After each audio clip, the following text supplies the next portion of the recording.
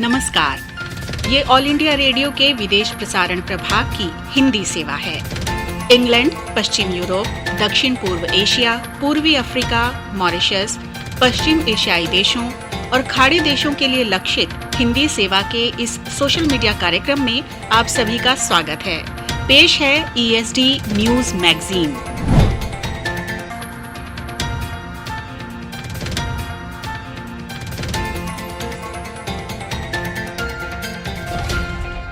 अब आप मनोज कुमार चौधरी से राष्ट्रीय और अंतर्राष्ट्रीय जगत के समाचार सुनिए।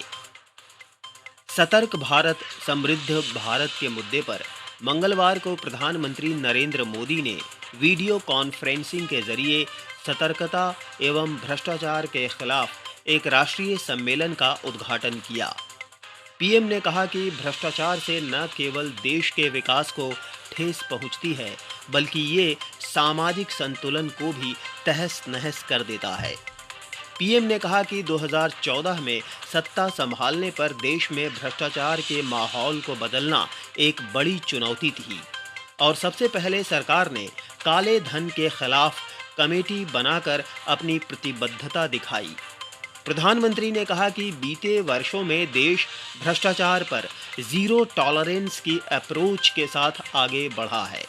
पीएम ने भ्रष्टाचार को कई और अपराधों से जुड़ा बताते हुए कहा कि इसके लिए कड़े कदम उठाने होंगे।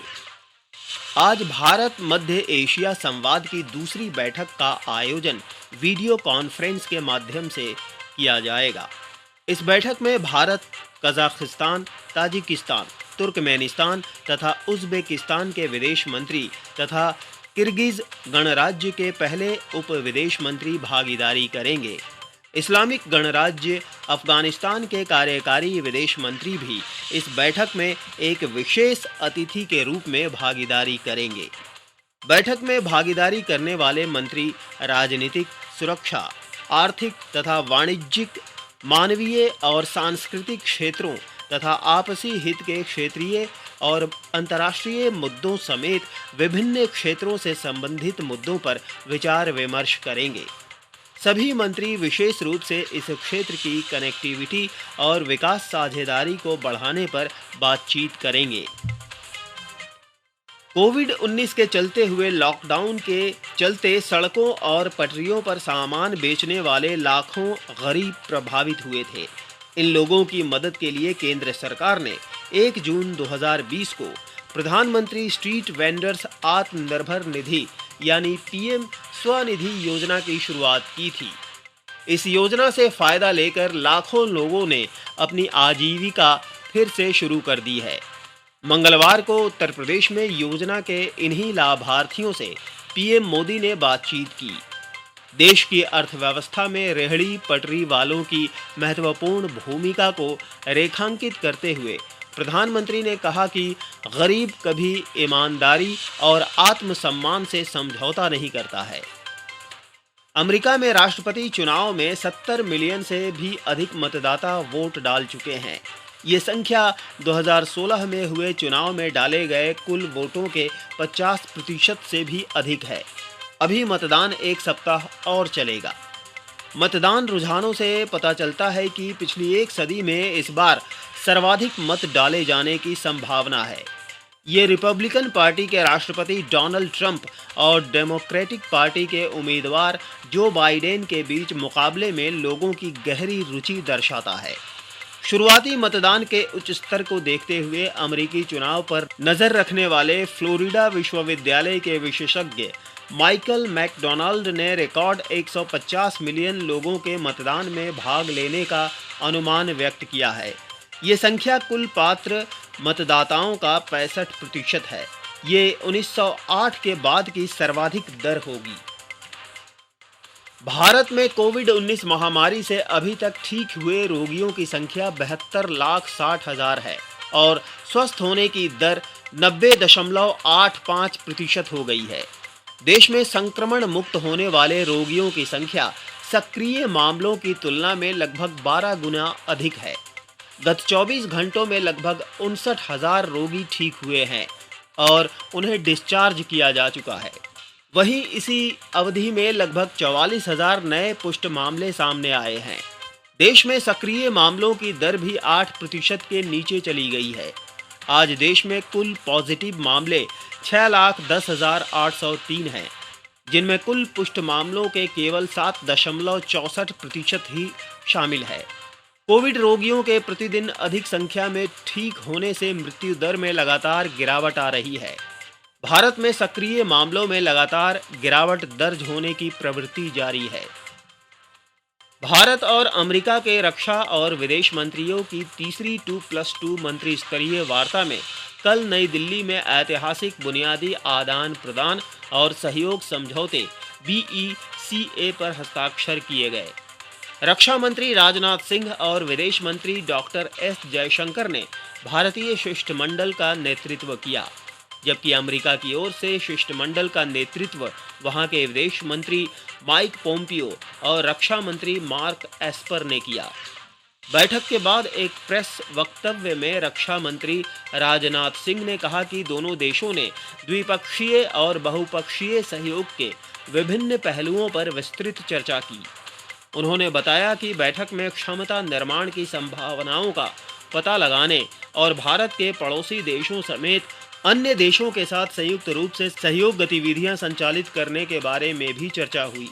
रक्षा मंत्री ने कहा कि दोनों पक्ष अंतर्राष्ट्रीय व्यवस्था पर आधारित नियमों का पालन करने और सभी देशों की क्षेत्रीय अखंडता तथा संप्रभुता को बनाए रखने पर सहमत हैं। विदेश मंत्री डॉक्टर S जयशंकर ने कहा कि चर्चा के दौरान भारत के पड़ोसी देशों के घटनाक्रम पर भी विचार विमर्श किया गया और ये बात स्पष्ट कर दी गई कि सीमा पार से आतंक को कतई स्वीकार नहीं किया जा सकता। अमेरिकी विदेश मंत्री माइक पोम्पियो ने कहा कि भारत की संप्रभुता और स्वतंत्रता के लिए उत्पन्न चुनौतियों से निपटने में अमेरिका हमेशा भारत का साथ देगा। डाक विभाग तथा अमेरिकी डाक सेवा USPS ने दोनों देशों के बीच डाक लदान के आदान प्रदान से संबंधित कस्टम डेटा के इलेक्ट्रॉनिक आदान प्रदान करने के लिए एक समझौता किया है। ये समझौता अंतर्राष्ट्रीय डाक वस्तुओं को उनके गंतव्य तक पहुंचाने से पहले उनके इलेक्ट्रॉनिक डेटा को प्राप्त करने और प्रेषित करने के योग्य बनाएगा। ये समझौता वैश्विक डाक ढांचे के अनुरूप डाक संबंधी वस्तुओं को पहले से ही सीमा शुल्क निकासी के योग्य बनाएगा। ये समझौता विश्वसनीयता, दृश्यता और सुरक्षा के मामले में डाक सेवाओं के काम को भी दुरुस्त करेगा। इस समझौते पर डाक विभाग के अंतर्राष्ट्रीय संबंधों तथा वैश्विक व्यापार के उप महानिदेशक प्रणोय शर्मा तथा अमेरिकी डाक सेवा के वैश्विक व्यापार के प्रबंध निदेशक रॉबर्ट H राइन्स जूनियर ने हस्ताक्षर किए। लोकसभा अध्यक्ष ओम बिरला ने कहा कि ब्रिक्स देशों को आतंकवाद के विरुद्ध अपने साझा संघर्ष को बढ़ाने की आवश्यकता है। आतंकवाद मानव जाति के लिए सबसे बड़ा खतरा बना हुआ है। मंगलवार को ब्रिक्स संसदीय मंच की 6वीं बैठक को वर्चुअल माध्यम से संबोधित करते हुए श्री ओम बिरला ने कहा कि जनता के प्रतिनिधि सांसद अब और मूक दर्शक बने नहीं रह सकते हैं।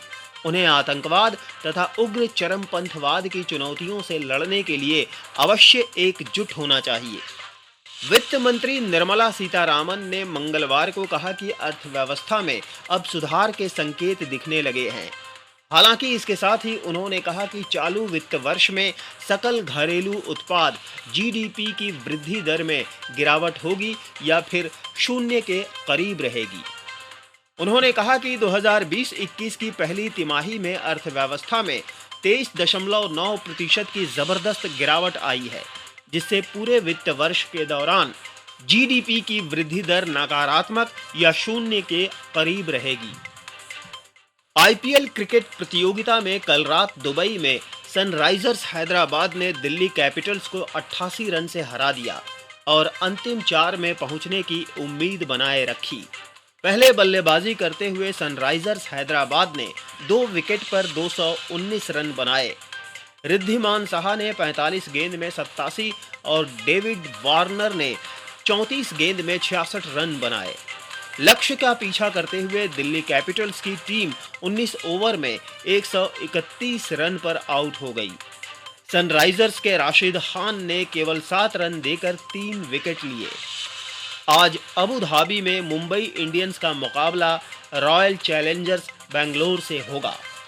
इसके साथ ही ये समाचार बुलेटिन अब समाप्त होता है। नमस्कार।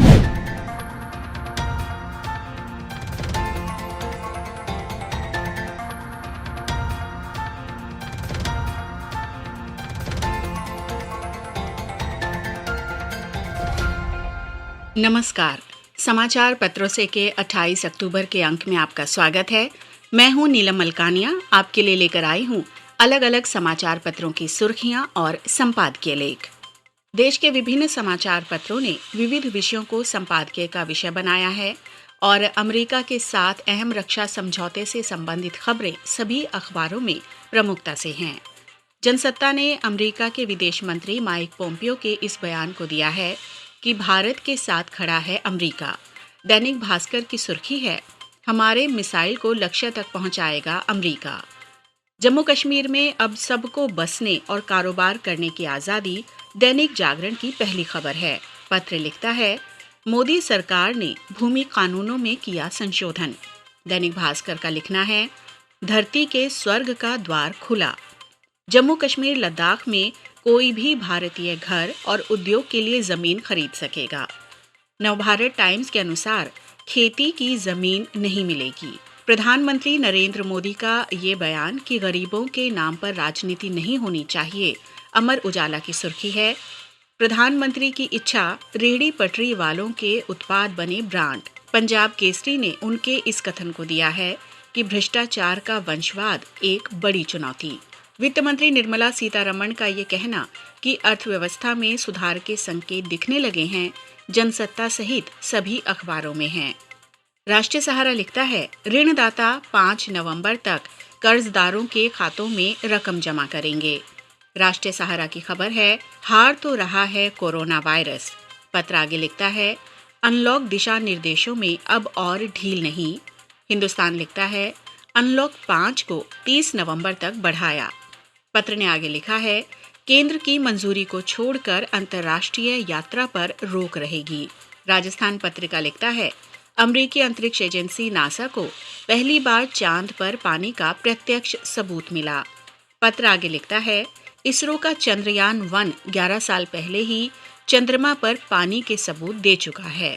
नवभारत टाइम्स की खबर है, उत्तर भारत में पहली बार नोएडा में मेट्रो स्टेशन ट्रांसजेंडर के नाम। जनसत्ता की सुर्खी है, प्राइड स्टेशन बढ़ाएगा ट्रांसजेंडर समुदाय का गौरव। दैनिक भास्कर ने अपने संपादकीय को शीर्षक दिया है, क्या पुलिस सत्ता को खुश रखने के लिए है। पत्र लिखता है, हरियाणा के बल्लभगढ़ की इस घटना ने देश की सामूहिक चेतना को हिलाकर रख दिया है, जिसमें एक तरफा प्यार में एक युवा कॉलेज से निकल रही छात्रा का पहले सरेआम अपहरण करना चाहता था, लेकिन फिर असफल रहने पर गोली मारकर उसकी हत्या कर देता है। देश की अपराध न्याय व्यवस्था, कानून और कानून के धंधे में लगे पुलिस, प्रशासन, जज, वकील और तमाम संस्थाएं लगभग बेमानी हो चुकी हैं। जो इनकी गलतियां बता रहा है, वो देशद्रोही या अदालत की अवमानना का दोषी बता दिया जाता है। बल्लभगढ़ की घटना का संदेश क्या है? यही कि घर से लड़कियों को निकलने ना दें, वरना किसी मनचले की नजर पड़ जाएगी और मंत्री जी को सलामी ठोकने में व्यस्त या सड़क पर ट्रकों से पैसा उगाहती पुलिस घर वालों की शिकायत पर कोई ध्यान नहीं देगी और फिर कोई सरफिरा लड़की की गोली मारकर हत्या कर देगा। पुलिस, गवाह और अपराधी, अदालत 20-30 साल मुकदमा चलाने का ड्रामा करेंगे और फिर अगर सजा हुई भी तो ये और बड़ा गुंडा बनकर आसपास के दुकानदारों से धन उगाहना शुरू कर देगा। कहना न होगा कि अगर किसी राजनीतिक दल की उस पर नजर पड़ गई तो टिकट देकर उसे जनप्रतिनिधि बनाकर विधायिकाओं में कानून बनाने भेज दिया जाएगा। यानी इस कानून व्यवस्था में सत्ता के खिलाफ बोलने वालों को राष्ट्रीय सुरक्षा कानून में निरुद्ध की चेतना तो है, लेकिन किसी सामान्य बेटी को किसी गुंडे से बचाने की कोई व्यवस्था नहीं है। लड़की के परिवार ने 2 साल पहले भी इस गुंडे के खिलाफ शिकायत दर्ज करवाई थी, लेकिन पुलिस के मूल काम में अपराध नियंत्रण नहीं बल्कि सत्ता को खुश करने के लिए उनके विरोधियों को पकड़ना शामिल है। एक सरफिरा युवा एक तरफा प्यार में नाकाम होने पर सहज भाव में ही लड़की के जीवन के लिए खतरा बन जाता है, तो इसका संदेश तो यही है ना कि बेटियों को घर से बाहर ना जाने दें, यानी पढ़ने ना भेजें। यही तो पाकिस्तान में आतंकवादी संगठन भी कहते हैं और इसी कारण आतंकी मलाला को गोली मार देते हैं। तो फिर प्रधानमंत्री के बेटी बचाओ बेटी पढ़ाओ नारे का क्या हुआ, और वो भी इतने साल बाद। नवभारत टाइम्स ने अपने संपादकीय को शीर्षक दिया है अमेरिका से दोस्ती। संपादकीय में लिखा गया है, आखिरकार भारत और अमेरिका के बीच उस basic exchange and cooperation agreement पर समझौता हो गया जिस पर बरसों से काम चल रहा था।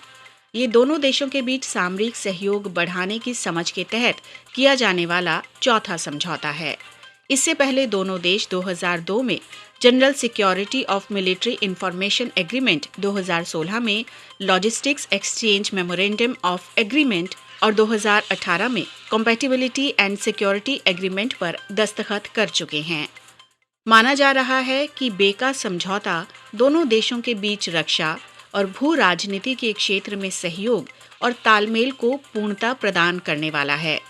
हालांकि अमेरिका जैसी सुपर पावर के साथ रक्षा सहयोग बढ़ाने की बात जब भी उठती है, तब उसके साथ कई तरह की आशंकाएं भी जुड़ी होती हैं। इसी बेका समझौते को लेकर जब बातचीत शुरू हुई तो तत्कालीन यूपीए सरकार ने कई तरह की चिंताएं जाहिर की थीं। समझौते के इस बिंदु तक पहुंचने में अगर इतना वक्त लगा तो उसका कारण ये था कि लंबी बातचीत के जरिए दोनों पक्षों ने एक दूसरे की आशंकाओं को दूर करने के रास्ते खोजे और फिर सहमति को पक्का किया। बहरहाल इस समझौते के बाद अब भारत को अमेरिकी सैन्य उपग्रहों द्वारा जुटाई जाने वाली संवेदनशील सूचनाएं और चित्र रियल टाइम बेसिस पर उपलब्ध हो सकेंगे।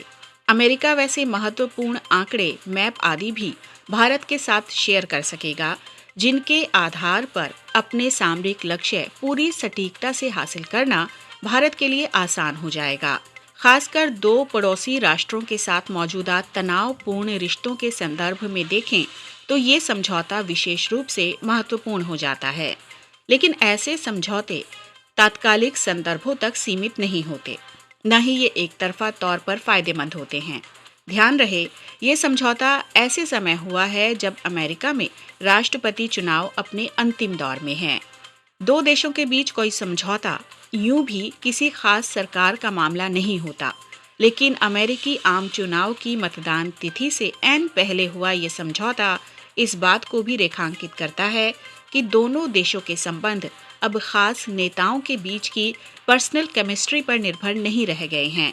ये दोनों देशों के बीच बढ़ते सहयोग और बेहतर होते तालमेल का ठोस संकेत हैं। अभी आप सुन रहे थे समाचार पत्रों से नीलम मलकानिया से, जिसमें हम आपके लिए लेकर आए थे अलग अलग समाचार पत्रों की सुर्खियां और संपादकीय लेख। अगले अंक में हम फिर हाजिर होंगे। अब दीजिए इजाजत, नमस्कार। ये ऑल इंडिया रेडियो की हिंदी सेवा है। अब प्रस्तुत है सामयिक वार्ता। विषय है भारत अमेरिका 2+2 कूटनीतिक संवाद। आलेख चिंतामणि महापात्रा, प्रोफेसर वीसी और रेक्टर JNU। अनुवाद एवं स्वर देवेंद्र त्रिपाठी का। अमेरिकी विदेश मंत्री माइक पोम्पियो और रक्षा मंत्री मार्क एस्पर के हाल के भारत दौरे को भारत अमेरिकी रणनीतिक साझेदारी की दिशा में काफी अहम माना जा रहा है। दोनों अमेरिकी मंत्री रणनीतिक संवाद 2+2 के तीसरे दौर के तहत भारतीय विदेश मंत्री डॉक्टर S जयशंकर और रक्षा मंत्री राजनाथ सिंह से बातचीत करने के लिए भारत पहुंचे थे। ये संवाद अमेरिका में होने जा रहे राष्ट्रपति चुनावों से ठीक पहले और घातक कोरोना वायरस की महामारी से संघर्ष के बीच कराए जा रहे हैं। इस वार्ता में ऐसे सभी बड़े मुद्दों पर चर्चा की गई। इस दौरान बुनियादी आदान प्रदान और सहयोग समझौते BECA समझौते पर हस्ताक्षर सबसे महत्वपूर्ण उपलब्धि रही। दोनों पक्षों ने हिंद प्रशांत क्षेत्र में बिगड़ते सुरक्षा संतुलन को साधने के लिए उठाए जाने वाले कदमों के बारे में भी विचार विमर्श किया। भारत और अमेरिका कोरोना महामारी से दुनिया में सबसे अधिक प्रभावित हैं और दोनों देश स्वास्थ्य सुरक्षा व्यवस्था और डगमगाई अर्थव्यवस्था को पटरी पर लाने के लिए सभी आवश्यक उपाय लागू कर रहे हैं। चीन अपनी सोची समझी विस्तारवादी रणनीति के तहत अपने पड़ोसी देशों और समुद्री सीमाओं पर कब्जा जमाकर अपनी ताकत और क्षेत्र में अपना दबदबा बढ़ाने की लगातार कोशिश कर रहा है। भारत का रणनीतिक पर्यावरण इस समय सबसे चुनौतीपूर्ण मोड़ से होकर गुजर रहा है। संयुक्त राज्य अमेरिका के लिए भी हिंद प्रशांत क्षेत्र में सुरक्षा हितों और अर्थव्यवस्था पर चीन व्यापक चुनौतियां पैदा कर रहा है। वर्तमान परिदृश्य दोनों देशों के बीच बढ़ती रणनीतिक साझेदारी के संदर्भ में काफी अहमियत रखते हैं। PECA समझौते पर हस्ताक्षर को लेकर 2+2 संवाद से पहले कई विश्लेषकों को संदेह था, लेकिन ये संदेह अब दूर हो गया है क्योंकि इस महत्वपूर्ण समझौते पर हस्ताक्षर किए जा चुके हैं। PECA समझौते के चलते दोनों देशों के बीच उच्च स्तर की सैन्य तकनीकी, भूस्थानिक मानचित्र और सैटेलाइट डेटा साझा करने का रास्ता साफ हो गया है। भारत अमेरिकी रणनीतिक साझेदारी 21वीं सदी के आरंभिक वर्षों से ही बढ़ी है और अमेरिका तथा भारत में क्रमशः सत्ता में आने वाले प्रशासन और सरकारों ने इसे और प्रगाढ़ करने की दिशा में धीरे धीरे ही सही लेकिन निरंतर प्रयास जारी रखे हैं। यदाकदा राजनीतिक और आर्थिक मतभेदों के बावजूद द्विपक्षीय रक्षा सहयोग व्यापक रूप में मजबूत हुआ है। PECA समझौते पर हस्ताक्षर रक्षा और सुरक्षा सहयोग को साझेदार देशों के बराबर के सहयोग स्तर पर ले जाने की दिशा में बुनियादी समझौते का पूर्ण होना है। अन्य समझौते हैं LEMOA सैन्य साजो सामान के आदान प्रदान का समझौता और COMCASA संचार अनुकूलन और सुरक्षा समझौता।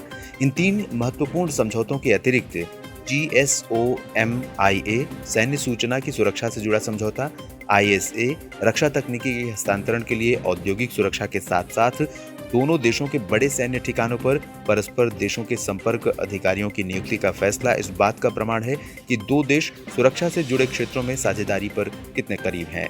भारतीय सेना किसी अन्य देश की तुलना में अमेरिकी फौज के साथ सबसे ज्यादा युद्धाभ्यास करती है। साझा युद्धाभ्यास की श्रृंखला में मालाबार नौसैनिक युद्धाभ्यास सबसे महत्वपूर्ण और प्रासंगिक युद्धाभ्यास है। ये हिंद महासागर क्षेत्र में 4 लोकतांत्रिक देशों का साझा युद्धाभ्यास है जो सेनाओं के लिए बहुस्तरीय अभ्यास का अवसर उपलब्ध कराता है।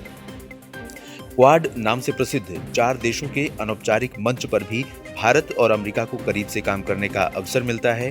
क्वाड में भारत और अमेरिका के अलावा ऑस्ट्रेलिया और जापान भी शामिल हैं जो हिंद प्रशांत क्षेत्र में सभी सुरक्षा चुनौतियों से निपटने के लिए एक साथ आए हैं। हिंद महासागर क्षेत्र में स्थिरता और शांति को भंग करने के लिए हाल में चीनी करतूतों को देखते हुए मालाबार युद्धाभ्यास की प्रासंगिकता बढ़ती गई है। इसी के तहत टोक्यो में चारों देशों के बीच मंत्रिस्तरीय बैठक और नई दिल्ली में भारत अमेरिका 2+2 कूटनीतिक संवाद शुरू हुआ। इन सभी कवायदों का आधार रक्षा और तकनीकी आदान प्रदान में सहयोग है और यही हिंद प्रशांत क्षेत्र में स्थिरता के लिए भारत और अमेरिका को 2 ध्रुव बनाते हैं। 2+2 कूटनीतिक संवाद उच्च स्तरीय सरकारी संवाद है जिसके अंतर्गत हिंद प्रशांत क्षेत्र के अलावा विश्व में मौजूदा सुरक्षा और कूटनीतिक मामलों पर विचारों का आदान प्रदान किया जाता है। नई दिल्ली में हाल ही में संपन्न हुई 2+2 कूटनीतिक वार्ता इस बात का पुख्ता प्रमाण है कि राजनीतिक नेतृत्व में बदलाव से भारत और अमेरिका के बीच रक्षा और सुरक्षा के क्षेत्र में बड़े पैमाने पर बढ़ रही साझेदारी पर कोई विपरीत प्रभाव नहीं पड़ेगा। वार्ता के समापन पर भारतीय विदेश मंत्री डॉक्टर एस जयशंकर ने कहा कि भारत और अमेरिका के बीच रणनीतिक संवाद और सहयोग से रक्षा आदान प्रदान और व्यापार में वृद्धि हुई है, वित्त और वाणिज्य में प्रगति हुई है, विज्ञान और तकनीकी के क्षेत्र में नवाचार बढ़ा है और हमारी ऊर्जा सुरक्षा निर्विवाद रूप से बेहतर हुई है। लोगों से लोगों के संपर्क से स्पष्ट है कि रिश्तों में ये गर्मजोशी बनी रहेगी, चाहे वो प्रतिभा का प्रवाह हो, शिक्षा का क्षेत्र हो या पर्यटन का क्षेत्र हो। ये था ऑल इंडिया रेडियो के विदेश प्रसारण प्रभाग की हिंदी सेवा का YouTube कार्यक्रम। ESD न्यूज मैगजीन का अगला अंक लेकर हम फिर हाजिर होंगे। अब दीजिए इजाजत, नमस्कार।